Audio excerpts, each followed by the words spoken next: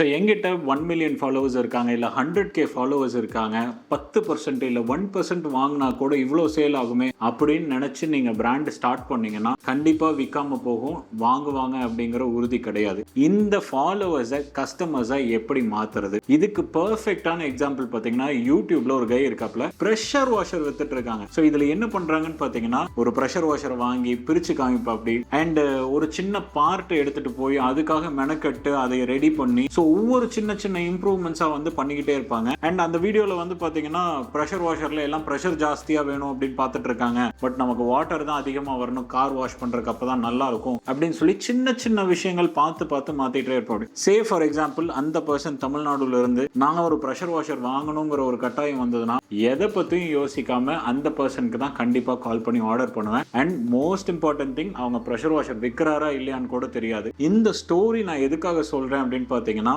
First thing, நம்ம post பண்ற content வந்து பார்த்தீங்கன்னா எங்க போறோம் வரோம், என்ன சாப்பிட்றோம், என்ன ட்ரெஸ் போடுறோம், இல்லை என்டர்டெயின்மெண்ட் பேஸ்டாவே இருந்துட்டு இருக்கும். திடீர்னு ஒரு நாள் நான் ப்ராடக்ட் லான்ச் பண்றேன் அப்படின்னு சொன்னா சேல்ஸ் வராது, வரதுக்கான வாய்ப்புகள் ரொம்ப கம்மி. ஆனா அதுவே ஒரு 6 மந்த்ஸ் முன்னாடியோ 1 இயர் முன்னாடியோ ஸ்டார்ட் ஆஃப் பண்ணி என்ன ப்ராடக்ட் பண்ணலான்ட்டு இருக்கோம், அதை எப்படி ரெடி பண்றோம், ஒவ்வொன்றும் எந்த மாதிரி பார்த்து பார்த்து பண்றோம் அப்படிங்கிறத போட்டுக்கிட்டே வந்தோம்னா லான்ச் டே அன்னைக்கு நம்ம வந்து ஒரு ஆட் போட்டு பொருள் விற்கிற மாதிரி இருக்காது. அது ஜஸ்ட் ஒரு நெக்ஸ்ட் ஸ்டெப் மாதிரி இருக்கும். நிறைய பர்ச்சேசஸ் நடக்கும், நீங்க நம்ப முடியாத அளவுக்கும் பர்ச்சேசஸ் நடக்கும். ஸோ உங்க ஃபாலோவர்ஸை கஸ்டமரா மாற்றணும்னா ப்ராடக்ட்டை டிசைட் பண்ணிட்டு 6 to 8 months முன்னாடி இருந்தே அந்த ப்ராடக்ட் டெவலப்மெண்ட் ஜேர்னிலையும் கஸ்டமரை கூடவே வச்சுக்கிட்டீங்கன்னா கண்டிப்பா கஸ்டமர்ஸா மாறுவாங்க.